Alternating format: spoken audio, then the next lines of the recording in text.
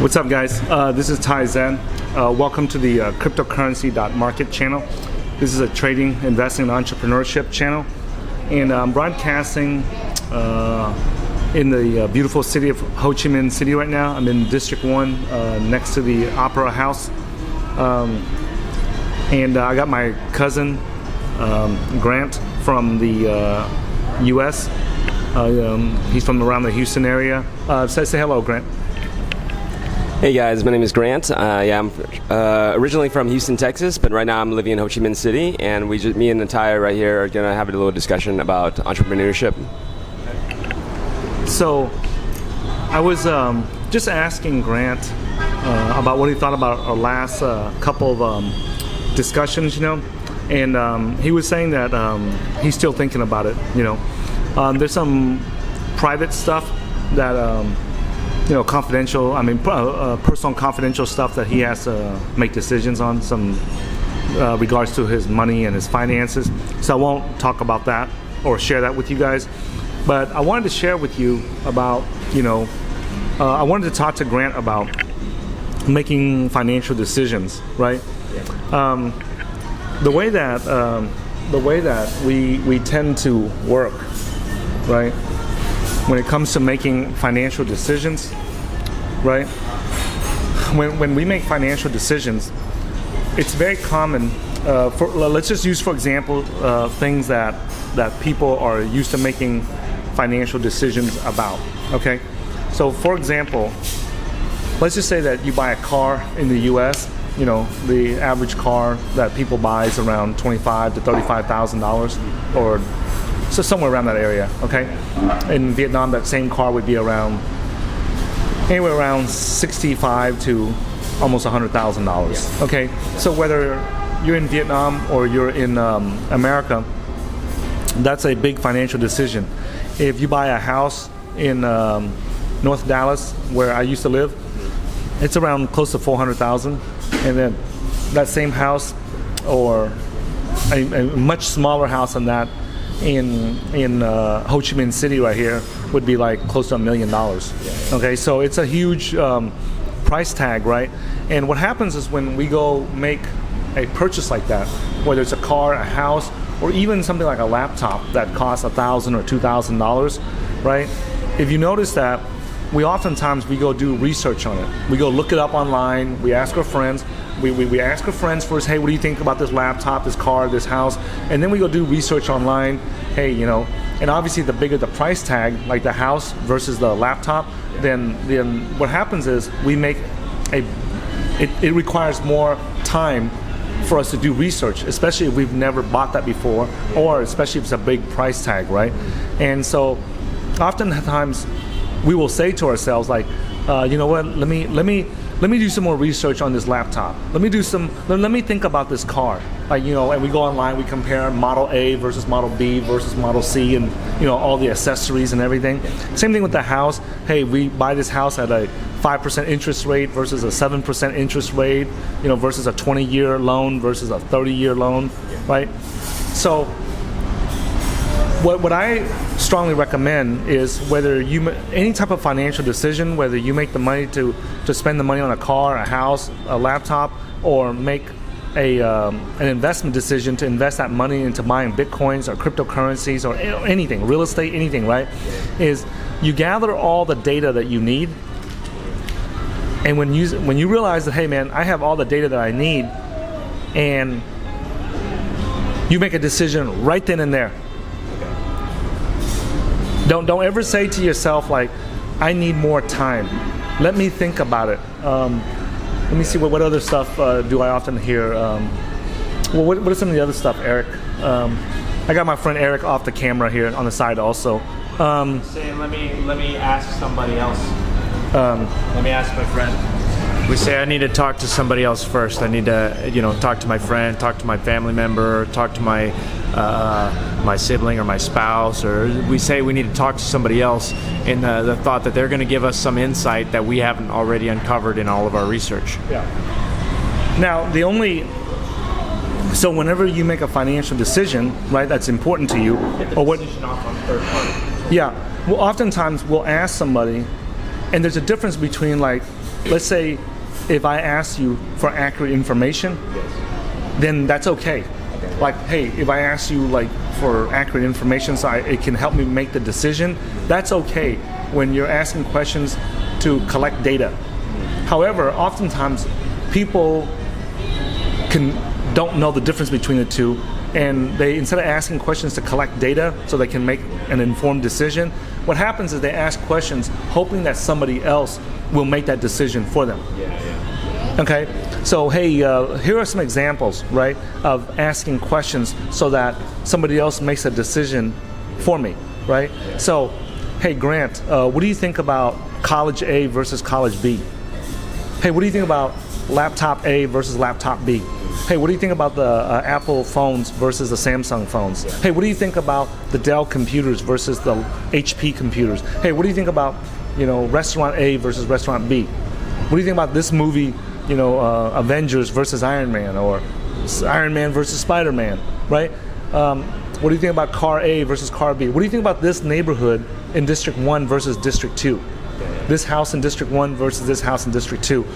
And a lot of times, usually when we ask those types of questions, it's because, one, we don't have enough data to make our own decision, or number two, we have enough data, but we're afraid to make that decision.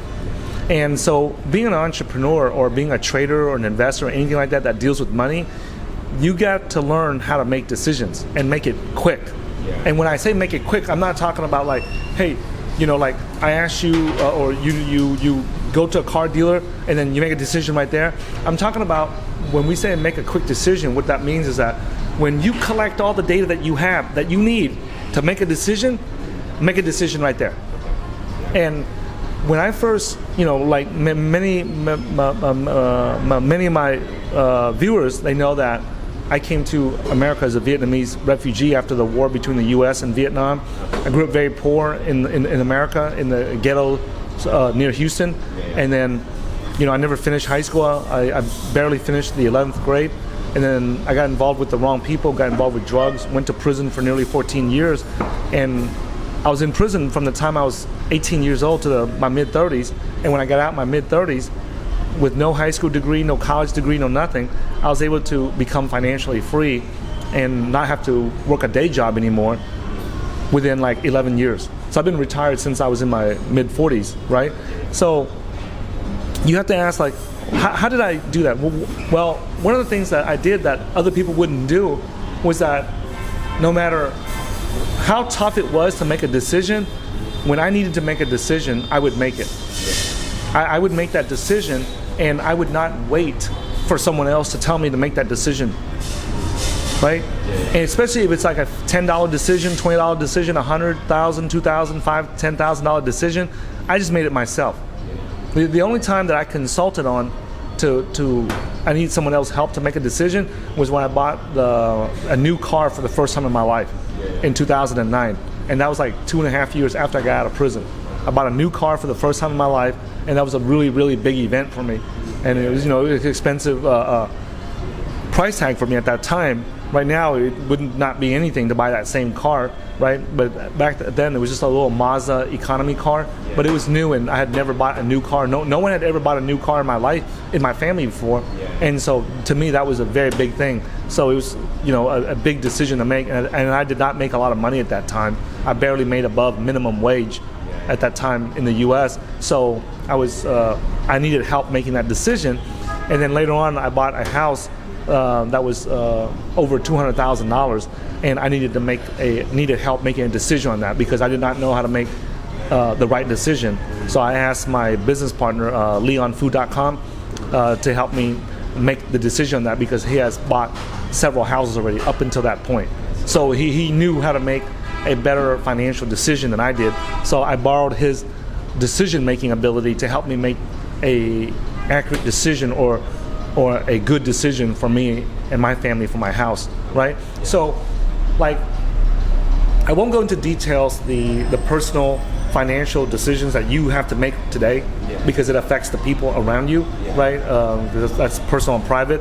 But I will say this: after you and I talked the last few times, and you see what makes sense and you see what does not make sense, and you realize now, hey, I have to make business decisions on facts, on math, based on science, based on facts, based on logic, based on reasoning, and not on feelings or emotions, right? Then the sooner that you make that decision and the sooner that you take action, the sooner that you'll get towards your goals. Now, you might say, hey, Ty, I just talked to you last week or just yesterday. Let me think about it. Let me go home and think about it. To me, really, I try to avoid that as much as I can. Like when I finish talking to you about something and I need to make a decision right then and there, because the best time to make a decision is right then and there when you have all the data. Right? Because if I wait to make a decision later, I might not remember all that data. Right? So you're a good gymnast, you're a good acrobatic martial artist. If I wanted to put my kids in school, or what type of acrobatic martial arts or type of acrobatic tricking to do for my son, so he can develop an athletic physique and be athletic growing up, right? Then as soon as I spend the 30 minutes, an hour, 2 hours, 3 hours, one day, or whatever it takes for me to get the information from you, and you telling me, hey, you need to choose A, B, and C, and that will be the best decision for your son, right? Because I trust you have more knowledge, more experience, and because you've been working around a lot more people than I have in that arena, in that industry, right? Then I need to go ahead and make that decision right then and there. Like when I was young and I was broke as shit and I was poor, right? I would sit there and go, well, let me go home and think about that.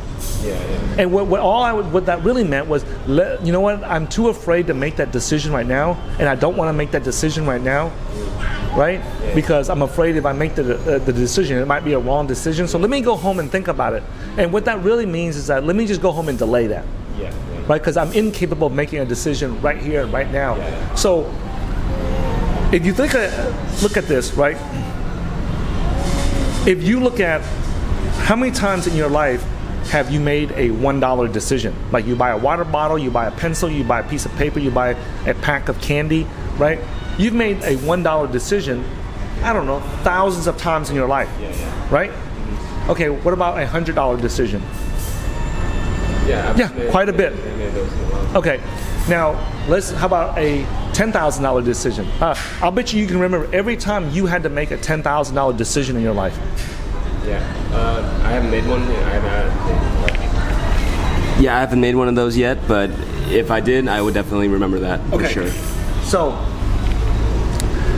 Eric, you remember all the $10,000 decisions you made, or pretty much most of it? Maybe not every one of them, but pretty much the bulk of them? No? Okay. I'll tell you this, like before I got into crypto, before I got into trading, outside of trading, right, pretty much most of the $10,000 decisions I've made, I can tell you what they are. Before trading? Before trading, yeah. See, so, because in trading, like Eric and I, we make lots of, significantly more than just $10,000 decisions every day. So I'm talking about outside of trading, right?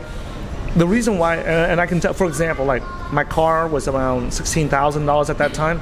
That's over a $10,000 decision, right?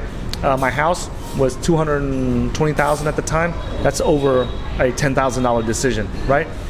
And before, outside of trading, the only time I ever made a $100,000 decision was when I bought my house for $220,000. And then the only time I made a $100,000 decision outside of that, outside of trading, was when I sold the house. Right? That's the only other times that I made, the only 2 times in my life that I made a $100,000 decision outside of trading. Now in trading, I make the $100,000 decisions on a very, very frequent basis. Sometimes, several times a week, right? Now, here's the thing. When the first time I made the $220,000 decision to buy my first house in the city of Dallas in the state of Texas, right? I could not make that decision at one sitting. First of all, I didn't have enough information. And then when I did have enough information, I still had to think about it. I think I had to call up my friend Eric, I had to call up my friend Leon, I had to call up like 6, 7, 8 different people just to talk to them about my house that I was gonna buy, right?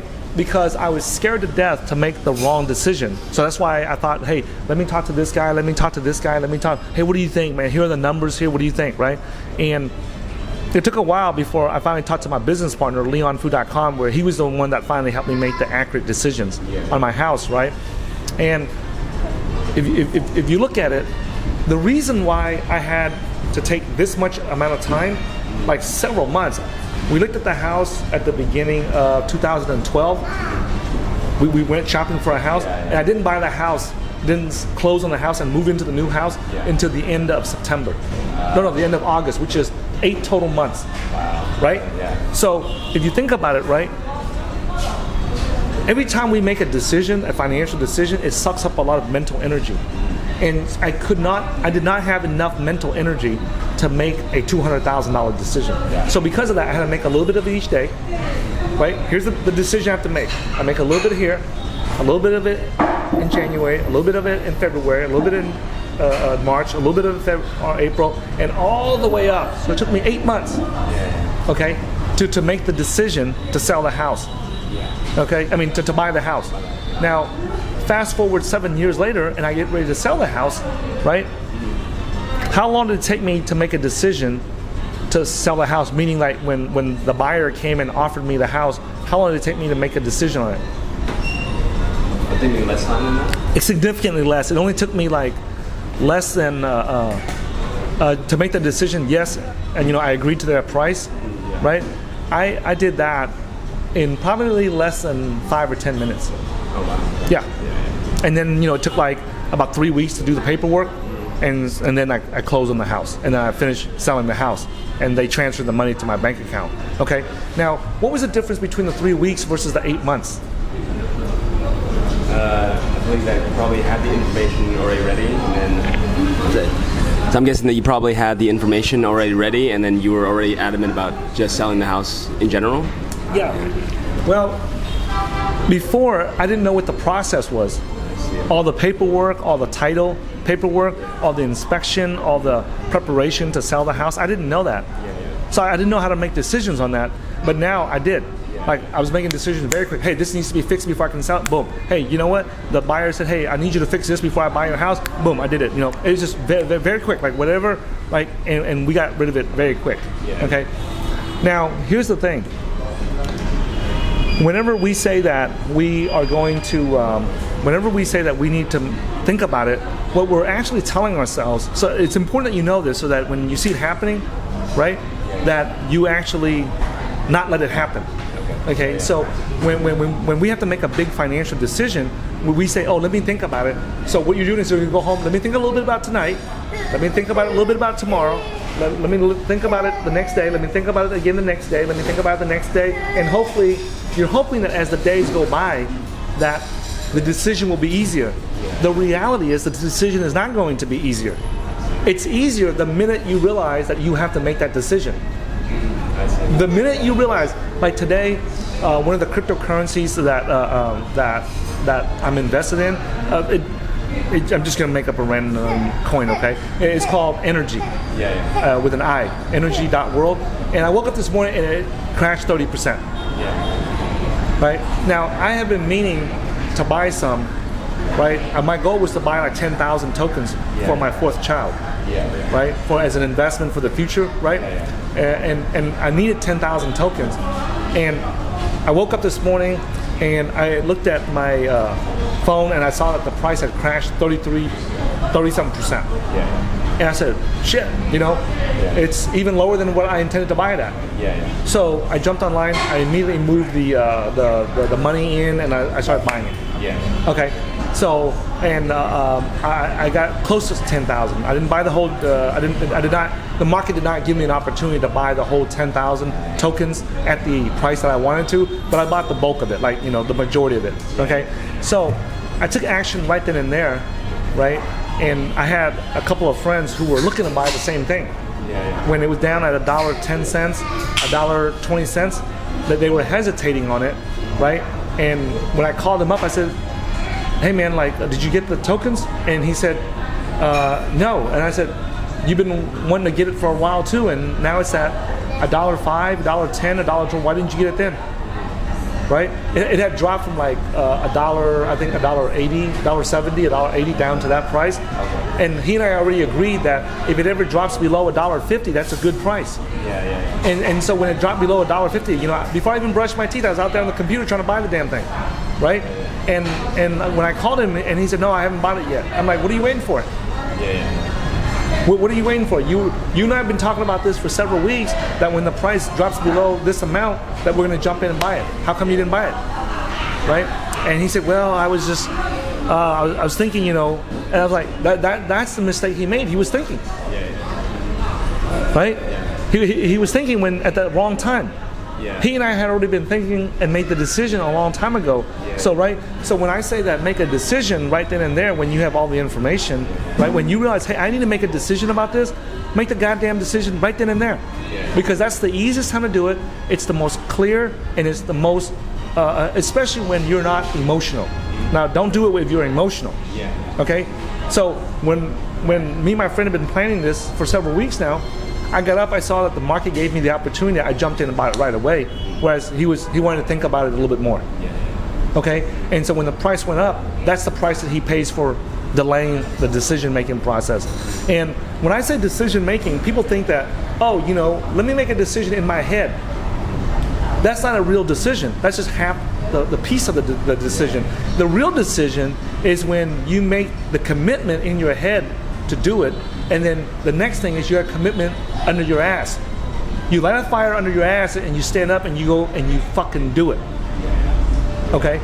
So if you just make a decision and you say, oh yeah, I made a decision to change my life, I made a decision to quit smoking, I made a decision to quit drugs, or I made a decision to quit alcohol or whatever, right? Or I made a decision to leave the US and move back to Vietnam to live, or vice versa, or whatever, right? The decision, the mental commitment is only half the what do you call that? Half the puzzle. The other half of the puzzle, or the other half of the solution, is a ass decision. And what is an ass decision? That means you get off your fucking ass and you go do it. You lift the ass off the couch and you go and you do it. Right? So if you just make a mental decision, right? That's not enough. Because anybody can make a mental decision. Hey man, I'm gonna be stinking rich someday. I'm gonna be me a millionaire someday. Right? You sit there and do nothing. Yeah, but you don't do shit. Right? That's why when I first came out of prison in my mid-30s, I kept thinking to myself like, man, I'm gonna be, no joke, man. I kept thinking like, dude, I'm gonna be so far behind everybody else, man. I was beating myself up. I was thinking, man, all the guys I went to high school with, they're all finished college, they all got their doctor's degree, they got all this stuff. And I'm thinking like, man, god damn it, man, I was dealt a bad card, man. You know? You know? I got out, you know, and I was like, man, I'm gonna have to play some catch up here. You know, and I was thinking, man, you know, all my friends are going to retire at, you know, 59, 60 years old. That's the retirement age in America.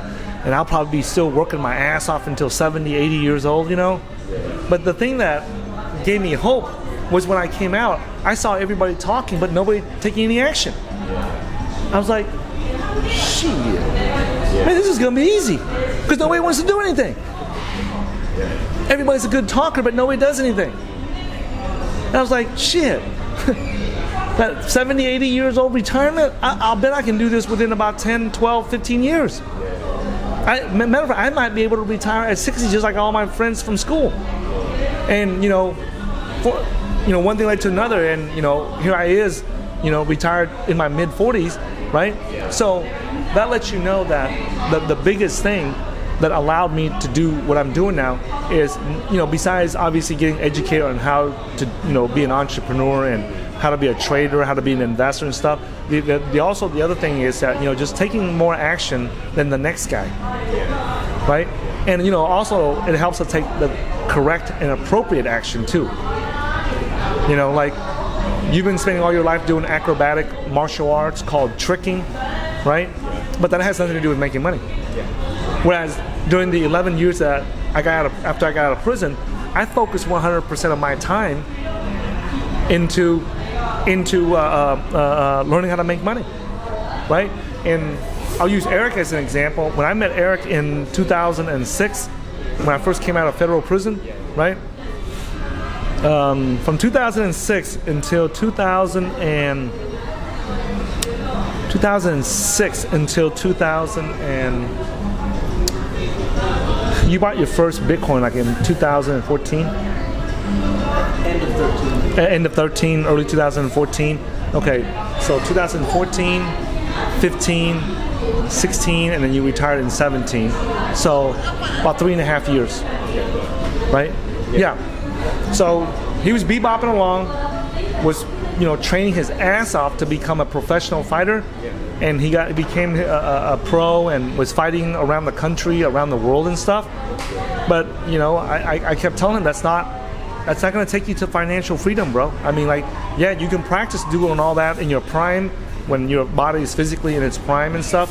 But just be aware, man, that's not going to get you to make the money that you want to make. And then, So what action did I take? so he started learning how to trade. He started learning how to trade, like I did. He saw what I was doing, and he started learning it. And then within 3.5 years, he was able to make enough money to where he could retire also. Well, Right? Okay. So, during the time that I was pursuing martial arts, I knew in my mind that that wasn't a means to a financial end. Yeah. That wasn't going to build the financial future or the foundation for the lifestyle that I wanted in the future. So during that time, those years that I was pursuing the martial arts, I was investing in myself. Because I knew, hey, there's going to be a time when I'm going to have to put this martial arts stuff aside. My body has a physical expiration date. I'm not going to be able to compete at an elite level forever. And that was my passion. It was a goal of passion. It wasn't I wasn't mixing all those things together, saying, okay, I'm going to make money with this too. And so when the time came, I said, okay, I'm not going to wait till I'm 35, 40, 45, 50, and then say, okay, well, I guess I didn't do what I wanted with the sport, or I guess you know what I mean, and wait till I had nothing to fall back on. So the entire time that I was pursuing martial arts, I was investing in myself. And then when the time came to make the decision, okay, now's the time to leave martial arts, keep that as a hobby on the side, and focus on my financial future, then from that point forward, it was only 3.5 years because of the investment that I had made during the years leading up to it. So now that doesn't mean that, if you jump in and buy our cryptocurrency investing blueprint, go home and do the exact same thing that me and Eric did, that in 3.5 years that you're going to be retired also. Yeah. Okay, that doesn't mean that, but what it does mean is that what it does mean, the reason why is because the market may not give you the opportunity. You have to learn the skills, and then when the market gives you the opportunity, that's the like Abraham Lincoln said, Mark Twain, he said that luck equals the marriage of preparation meets opportunity. When preparation and opportunity come together, then that's when you make the life-changing money that you're looking for. Okay, so so what I'm saying is that when you know that you have to make a financial decision, just know that the longer that you prolong that decision, it doesn't make anything better. It doesn't. For sure. Okay? And you can ask more people for their opinions, but if their opinions, like let's say that if I ask you, have you ever bought a house before? Hey, Eric, have you ever bought a house before? No? So Eric has never bought a house before, you have never bought a house before. So are you a qualified person to advise me on how to buy a house? No. So my friend and business partner, LeonFood.com, he's bought several houses before, closed on it, and then he turned around and had to sell it, things like that. So he was more qualified to give me his opinion and his guidance on how to buy a house. You don't. So even if we're cousins, I would never waste a single minute asking you, hey, what do you think about me buying this house? Yeah. Even though Eric is a good friend of mine and a good trader and everything, never once waste a minute asking him. Yeah. Even though I know he knows how to make money trading, I would never ask him for that, because that's not what he's good at. Yeah. He might be good at trading, he might be good at professional fighting, might be good at art, drawing, things like that. But buying a house is not something he's good at because he's never done it. Okay, so so what? Just realize this: right now, you have to make some personal financial decisions, whether it's to get a job, whether it's to change a job, whether it's to move a job, whether it's to put more money in savings, whether, you know, to whatever it is that involves money. The longer that you delay that, the longer that you're going to be in the exact same place that you're at. Make sense? Yeah. Okay, so any comments? No, I totally agree. And no, I've definitely been in that situation where I've just been kind of just procrastinating an idea, you know, waiting to make that decision. But I do realize that looking back in the past, that the decisions that I did make quickly with the information I had, I felt like I was able to move on with my life a lot quicker, you know. And those are actually the decisions. I don't remember a single like decision that I've made like that where I've actually regretted it. I feel like I was glad that, you know, I got through it, I did it, and then I was able to move on in my life. It makes you a stronger person. Yeah, for sure. Yeah. So the lesson here that you want the lesson here that you want to learn from this video or from this talk that we're having is that when it's time to make a financial decision, and you know you have to make that decision, right? Make the decision, right? And remember, the decision requires two parts. One, the mental commitment, and the other one is the ass commitment. Get your ass off the couch and get your ass and go do it, right? So if you just say, hey man, I'm committed to quitting smoking, or I'm committed to, you know, becoming financially free in the next 3 to 5 years, and your ass is still stuck to the couch, I've never seen someone become a millionaire, and I've never seen someone become financially free and retire young and retire early when their ass is stuck to the couch. I've never seen that. If you ever figure that out, you let me know. Because, you know, I mean, I've learned lots of ways to make money, but if there's a way to make money where my ass is stuck to the couch and I ain't got to do shit, I'd like to learn it. You know, there's legends and there's conspiracy theories that it can happen. So, you know, so I'm not ruling it out. You know, but just you know, just do that, and then you'll be able to get to where you need to be. Don't ever practice using the words, you know, let me think about it. Let me go home and think about it. I'll think about it. You ain't gonna think shit. You make the goddamn decision right then and there. Okay? So it's the same way when it comes to like trading and investing in stocks and bitcoins and cryptocurrencies. Like, if you've done the research, you understand that this is a valid technology, and you know that this is going to be a financial technology that's going to change the world, and you know that you need to be in it so that you can take advantage of the opportunities in it, make the goddamn decision and go do it. You know what I'm saying? So, all right guys, thanks for watching this video. If you are into trading and investing cryptocurrencies and you're looking to manage a 7, 8, 9-figure portfolio, and you don't know how to make the accurate decisions, or you don't know how to make an informed decision, what I highly recommend is you guys go to www.cryptocurrency.market/blueprint and get you a copy of our cryptocurrency investing blueprint. In my opinion, it is the absolute best training program on the planet for people who are looking to manage a 7, 8, 9-figure portfolio in the cryptocurrency market. Okay, go get your copy today, and also be sure to subscribe to our newsletter at www.cryptocurrency.market/newsletter. And matter of fact, if you go there and put your name and email in there, I will send you a video that will show you the 6 key ingredients to being a successful cryptocurrency trader and investor. All right, so go there and subscribe to our newsletter and get your video now. And also be sure to follow me on Twitter at HeyTaiZen, and I will see you in the future video. Thank you guys.